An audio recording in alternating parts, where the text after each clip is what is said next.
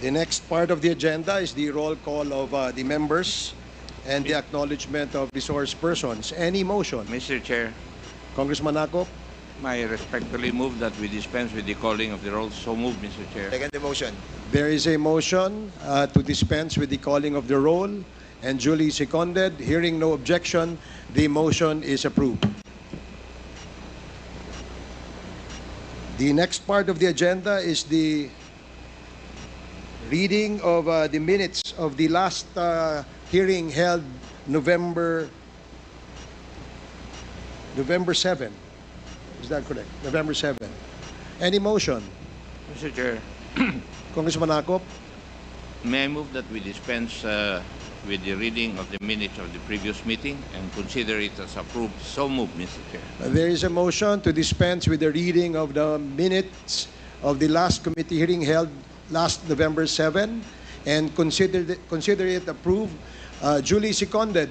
Are there any objections? Hearing none, the motion is approved. Are all our guests and resource persons already present in the hall, Comsec? Mr. Chair, good morning.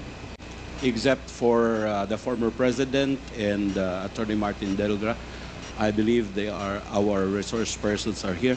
Also, Father Flavi and Attorney Jokdo, they are still not around. Okay, we would like to formally start this committee hearing by allowing the chair to deliver his opening remarks. However, it seems that the former president is not yet around. Maybe we can give him a little more time. Is he? I believe he's already present in the hall, right? So, and who else are not present at the moment, Comsec? Father Flavi Villanueva, the founder of Program Paghilom, and Attorney Shell Jokdo.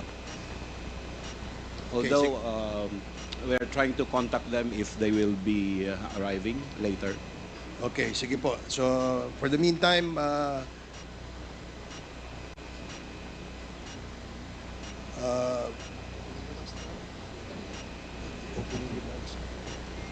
remarks ako.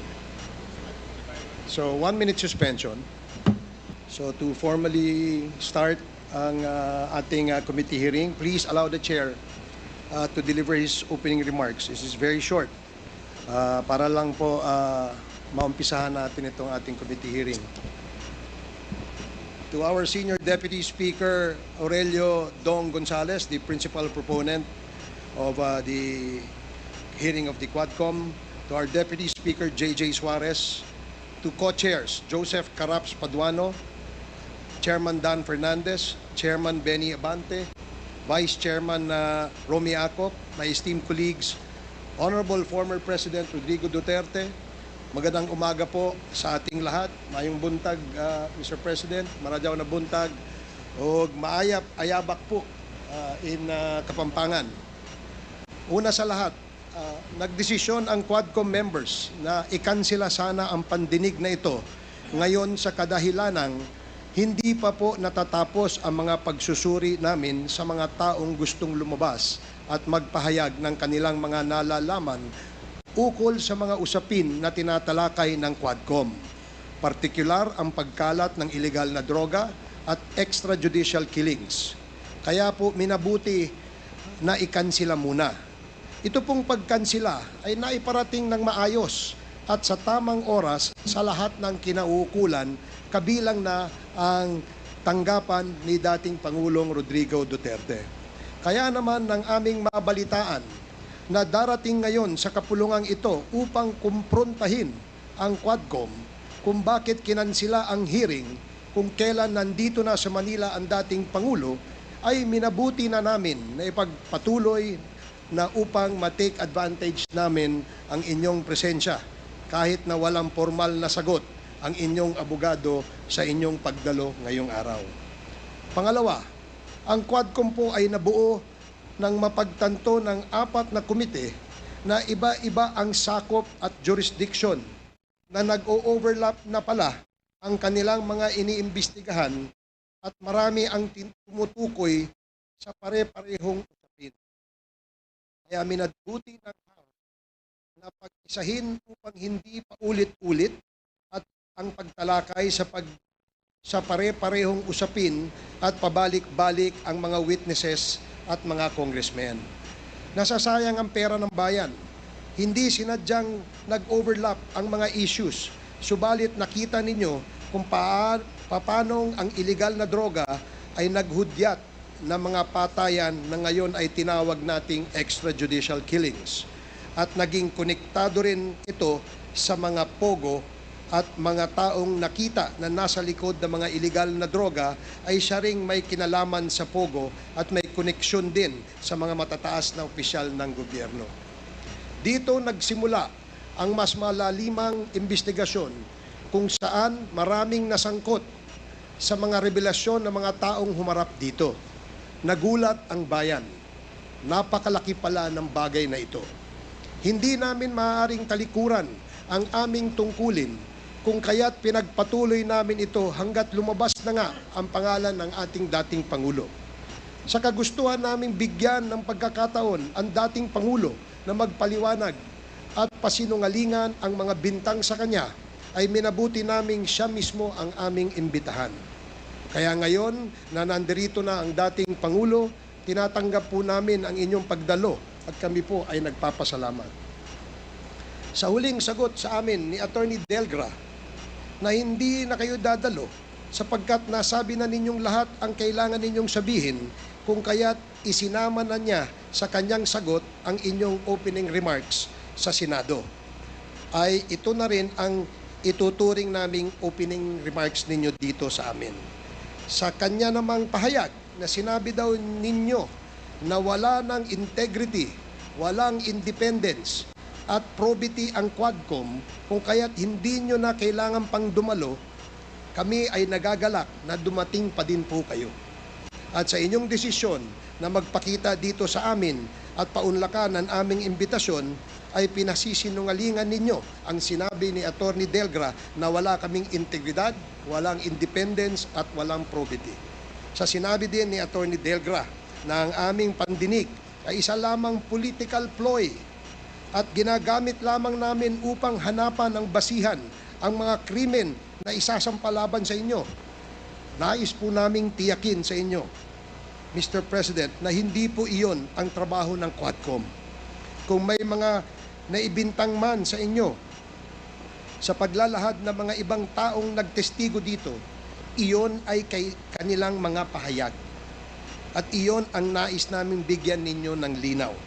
Hindi kami naririto upang husgahan kayo, kundi marinig sa inyo ang katotohanan at ang sagot sa mga paratang at mga pahayag laban sa inyo. Wala po sa amin dito ang nag-aakusa sa inyo sapagkat hindi po kami ang may reklamo at hindi po kami ang may kaalaman sa mga pangyayari kundi ang mga ibang taong humarap dito sa Quadcom. Kung sa sinasabi niyo po naman na ang mga ibang tao na humarap dito ay aming pinwersa upang magsabi ng hindi totoo at tinawag niyo pong subornation ang ginawa ng Quadcom members, ay nagkakamali po kayo, Mr. President. Mismong mga abogado na nakaharap sa tagpong iyon kung saan nag-uusap sina Colonel Grijaldo at Chairman Abante at Chairman Fernandez ang nagpatunay na gawa lamang ni Colonel Grijaldo ang kanyang istorya. Sa katunayan, 2 beses nang nagbigay ng excuse letter si Colonel Grijaldo sa amin sapagkat hindi siya makakarating sa mga sumunod na mga pandinig. Marahil ay napagtanto niya ang bigat ng kanyang paratang sa Quadcom. Mamaya po ay aming babasahin sa inyo ang pahayag ng mga abogadong naroroon.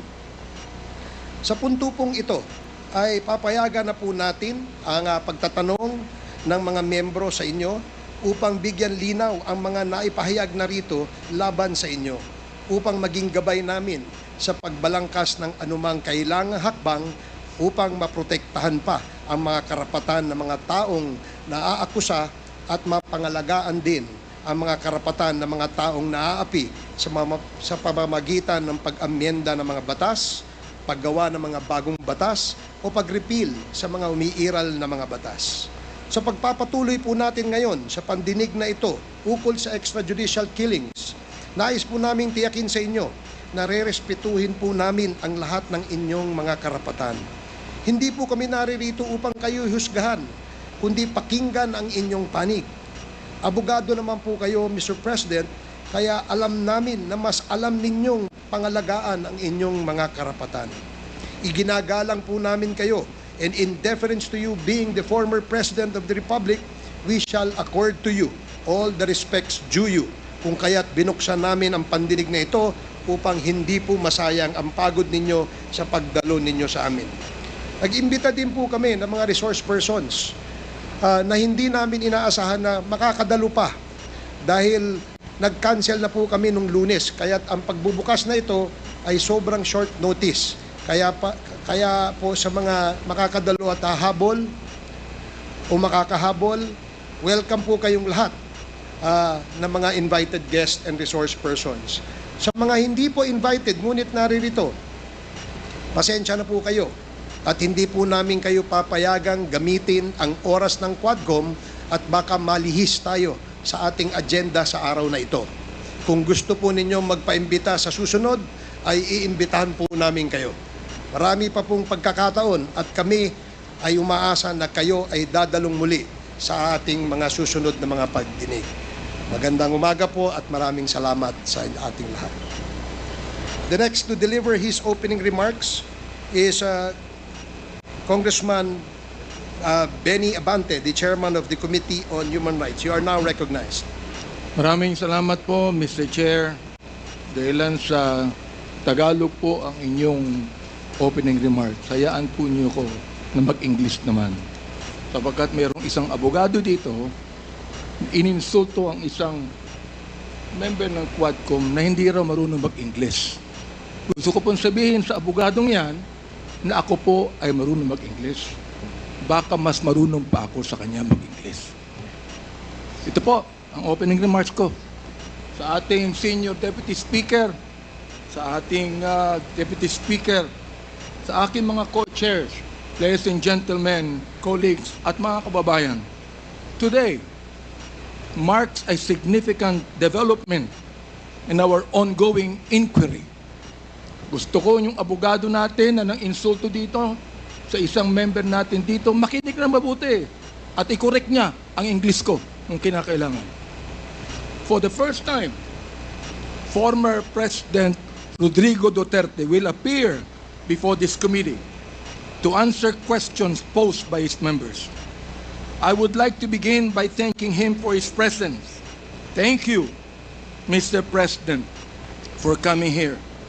Rest assured po that Congress recognizes your role as our former president, and we will extend to you the respect that the position deserves. Maraming salamat po. Respect, but not deference, Mr. Chairman. However, my friends, colleagues, let me draw a clear line here. While we should be respectful, we cannot be differential. Mga kababayan, watching today with us, it is important to stress that respect and deference are two different things. It is vital that we, as representatives of the people, remember that distinction, because our ultimate allegiance is not to any one individual, no matter how high their office. We answer to a power greater than any president. We answer to the Filipino people and to God. As Scripture reminds us in Romans 10:3, and I quote, "Since they did not know the righteousness of God and sought to establish their own, they did not submit to God's righteousness." Our fidelity belongs to the Lord alone. Our mission is to seek the truth, and we shall not be swayed from that path. As we have said time and time again, we have organized this inquiry with a solemn purpose to recommend avenues for justice to be served, seek accountability, and uncover the truth as we adhere to the rules of inquiry in aid of legislation. And inherent to this is our moral obligation to stop the vicious cycle of extrajudicial killings against our people who cannot defend themselves, to stop the blatant violations of our Constitution and our laws by scheming individuals and criminal syndicates, and to abate the social menace of illegal drugs. It is our sincere hope that the former President's presence here today will aid this objective, not hinder it. Today, we ask everyone here, including the former President, to speak openly and honestly, as this inquiry's goal is not to cast blame for its own sake, but to serve the cause of justice. Mr. Chairman, marahil po, hindi na ako nakikilala ng ating former President. Magpapakilala po muli ako. Mr. President, ako po si Bishop Benny Abante, ang Pangulo ng Bible Mode, Bible Believers League for Morality and Democracy, na mayroong 6,000 churches sa buong mundo. Kung naalala niyo, Mr. President, bago kayo tumakbo and you were still deciding to run, I was invited by a common friend to meet with you. And we did at the Fairmont Hotel in Makati. I hope that you would remember that. With me are two pastors. And we prayed together. I prayed for you, asking the Lord to give you the right decision to run for the presidency. I do not know you from Adam, Mr. President. But I believe in your cause. I believe in your plan. And because of this, Mr. President, I work hard to campaign for you. Many of the pastors of the Baptist community voted for you. Gusto ko pong marinig ito ng mga DDS trolls at DDS vloggers na tumitira sa amin at sinisira ang aking reputasyon. Gusto kong sabihin sa kanila, ilang boto ba ang ibinigay nyo kay former President? Ako po, Mr. President, libu-libong boto ang binigay namin sa inyo. Nagpasalamat ba kayo sa akin? Hindi. Nilapitan niyo po ba ako? Hindi. Mabuti pa, Senator Bongo, Mr. President, nagpunta sa aking simbahan at nagpasalamat sapagkat sinuportahan namin kayo at siya, Mr. President. Now, gusto kong sabihin po dito sa Quadcom na ito, ako ba'y lumapit sa inyo para humingi ng pabor? Hindi po. Ako ba'y lumapit sa inyo para magrekomenda ng justice, magrekomenda ng general, magrekomenda ng cabinet secretary? Hindi po. Hindi ako nagpunta ng Malacanang nung kayo nanunungkulan sa loob ng 6 na taon. Isang beses lang. Ako po ay nagsabi kay Senator Bongo, kung maaari na makapag-usap po tayo. Pumayag po siya. At nag-usap po tayo, if you would remember that, Mr. President. Nag-usap tayo confidentially. Ano pong ginawa ko? Binuksan ko po ang Biblia. Ipinakita ko sa inyo na walang ibang tagapagligtas kundi ang Panginoong Kristo.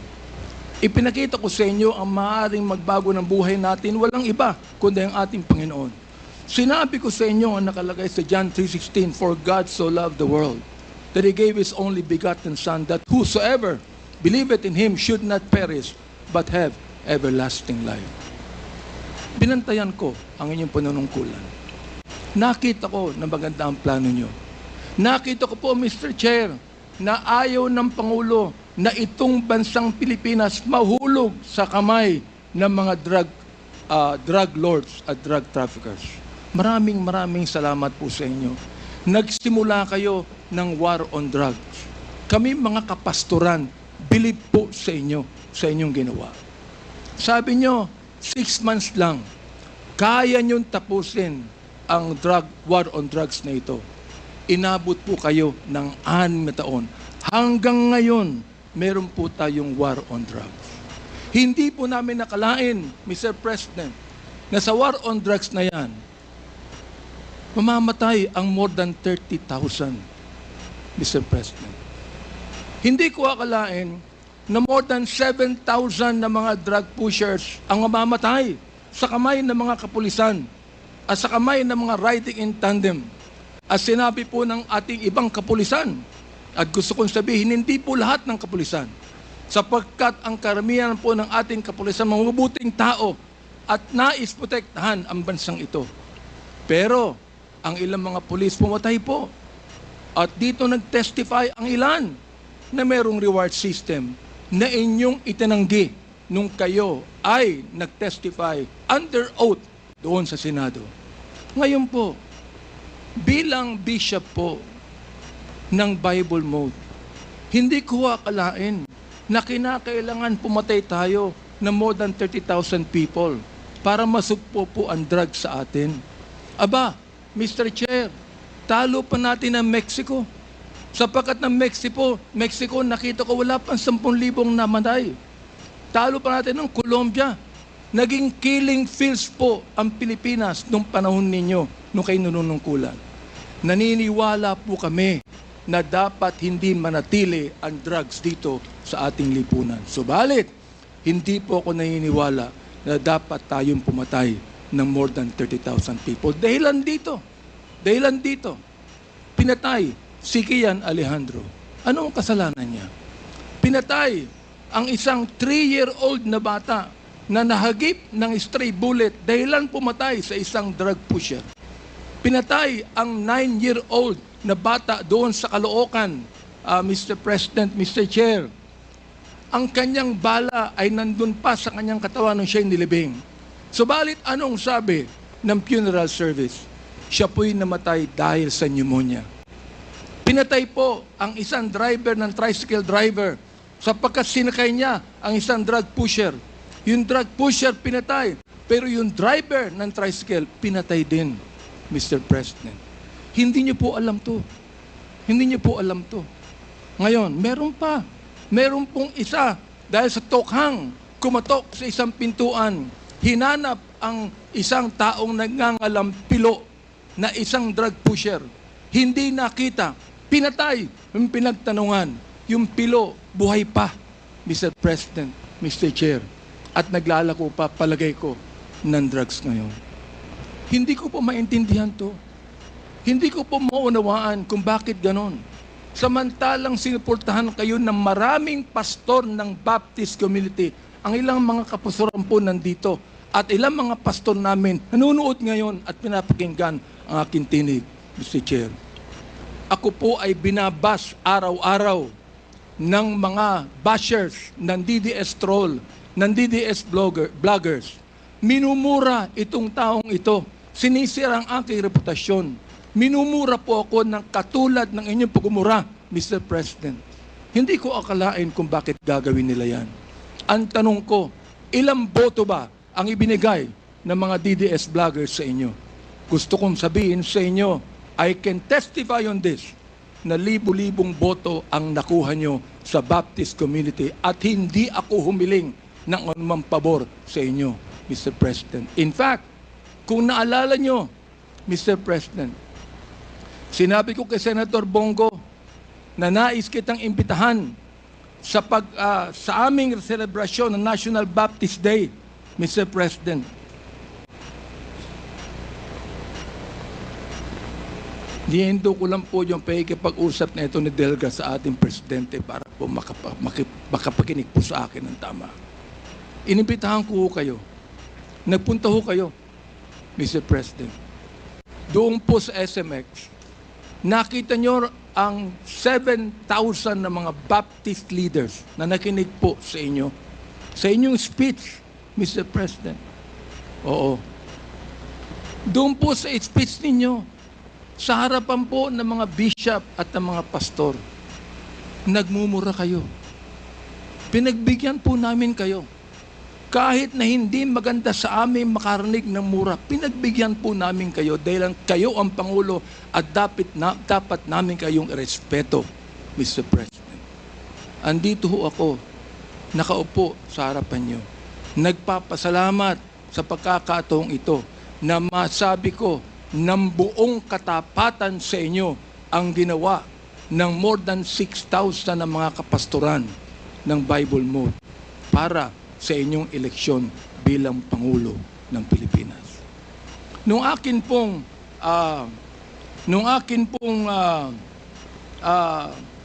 nag-file ako ng bill, Mr. President, yung pong tinatawag nating Republic Act 11897, an act declaring the second Thursday of January of every year as special working holiday to be known as National Baptist Day. Sinuportahan po ito ng lahat ng mga congressman. Sinuportahan po ito ng lahat ng mga senador. Okay. At nilagay po sa inyong opisina. Pinirmahan nyo ba ang bill na yan? Hindi po. Naging batas yan because it lapsed into law after 30 days. Pero, okay lang po sa amin yun. Okay lang po sa amin yun. Yun na lang siguro ang maaaring pasalamat ninyo, Mr. President, sa amin. Bilang pagboto namin sa inyo ng mga libo-libo mga Baptist leaders at Baptist members sa buong kapuluan. Hanggang ngayon, nirerespeto po kayo ng aming kapastoran. Hanggang ngayon, pati yung kapastoran po namin sa Mindanao, ginagalang kayo. Marami kami pastor sa Davao na ginagalang po kayo. Bakit po? Sapagkat kayo ay naging Pangulo ng Pilipinas. Ang kahilingan lang po namin dito, Mr. President, habang kayo po ay kinakausap namin ngayong umaga, ang kahilingan lang po namin dito ay sana po naman respetuhin po ninyo ang Quadcom hearing na ito sa pamamagitan ng hindi paggamit ng mga vulgar words, Mr. President. Sapagkat gusto kong sabihin sa inyo bilang warning na kapag kayo po ay nagmura sa Quadcom hearing na ito, I will make a point of order on you. Meron po akong batayan na batas sa tinatawag po nating disturbance of proceedings. Gusto kong basahin doon po sa Psalms 109, 17 to 18 and 28. Hindi ko alam kung naniniwala kayo sa Diyos. Hindi ko alam kung naniniwala kayo sa Biblia. Samantalang sa isang pagkakataon, tinawag niyo ang Diyos na stupid, Mr. President. Tinanggap po namin yan sapagkat kayo Pangulo. Oo. At nagpapasalamat ako. Hanggang ngayon po, buhay pa kayo. Kahit na po tinawag niyo ang Diyos na isang estupido, Diyos. Oo. Hindi ko alam kung katanggap-tanggap yan sa lahat na mga nakikinig sa akin ngayong umaga. Pero ito po, gusto kong basahin sa inyo bilang isa rin namang warning. Sa wikang Tagalog, babasahin ko. Sapagkat iniisip niya, ang manumpa, ang magsabi ng masama, kaya darating yaon sa kanya, sapagkat hindi siya nalugod sa pagpapala, kaya't malayo yaon sa kanya. Dahil binihisan niya ang sarili niya ng pagsabi ng masama o pagsumpa na gaya ng kanyang sariling damit, yaoy papasok sa kanyang kalooban na gaya ng tubig at gaya ng langit sa kanyang mga buto. Hayaang sumumpa sila. Hayaang sila ay magmura. Ngunit magpala ka. Ang kahilingan po namin ngayon, Mr. President, sana po, imbis na mura ang marinig namin sa inyo, sana po, bigyan nyo kami ng pagpapala sa Quadcom na ito. Sapagkat hindi personalidad ang tinutukoy namin dito. Ang tinutukoy po natin ito, issue na kinakailangan po natin tuldukan sapagkat ito po'y kailangan ng ating bayan. Kapag sila'y bumangon, sila'y mapapahiya, ngunit ang iyong lingkod ay magagalak. Yan po ang sinabi sa Salmo, Mr. Chair, Mr. President.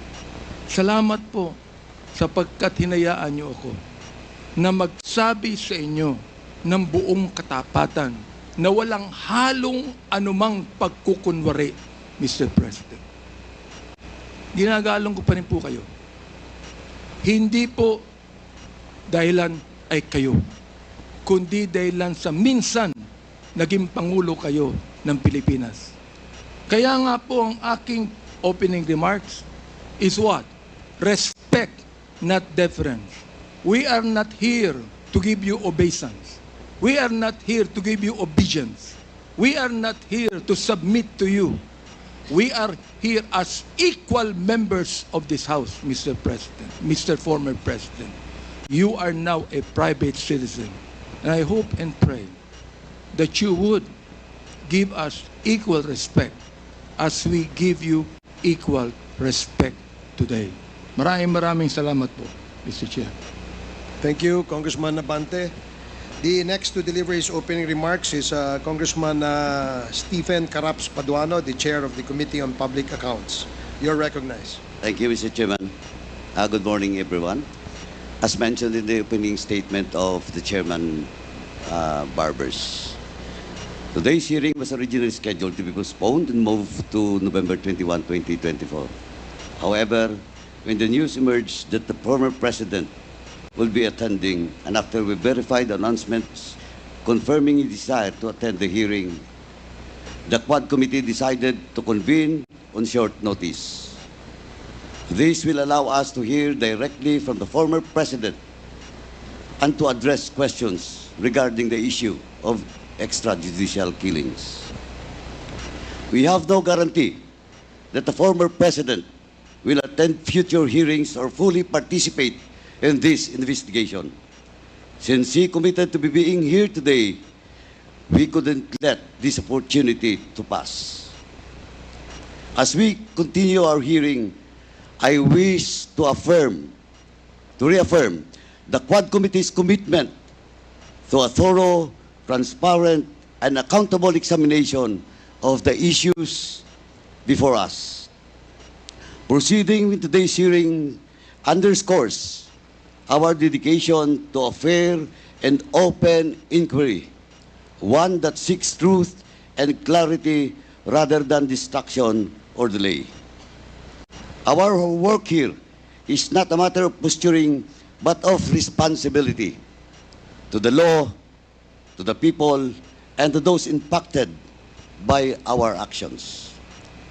If this hearing will be used as a platform to score propaganda points, then we should not waste the public's time. This is not the place for shallow tactics or personal agendas. Our purpose here is serious and clear.